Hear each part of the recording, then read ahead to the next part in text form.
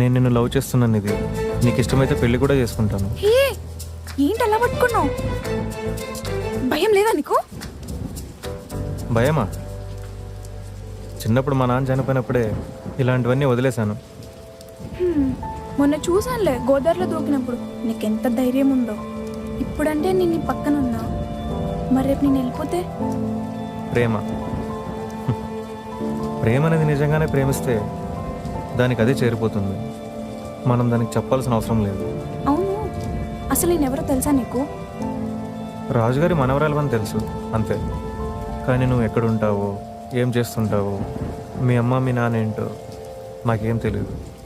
మీరు గొప్పోళ్ళను ఏదో ఉన్నోళ్ళను నేను నిన్ను ప్రేమించలా. కానీ మొదటిసారి నేను నిన్ను చూసినప్పుడు గుడిలో దేవతలు కూడా నీలాగే ఉంటారనిపించింది. అప్పుడు ఆ దేవతను అడిగా నిన్ను ఇచ్చేయమని. అయినా నువ్వు మా ఇంటికి వచ్చేటప్పుడు నువ్వు ఒక్క రూపాయి కూడా తీసుకురావాల్సిన అవసరం లేదు. నిన్ను నేను చూసుకుంటాను. ఇది అందరు చెప్పే మాట, ఇప్పుడు నువ్వు చెప్తున్నావు. కానీ గోదావరి గోవింద మాట ఇచ్చాడంటే గోదావరిలో మాట కలిపినట్టే.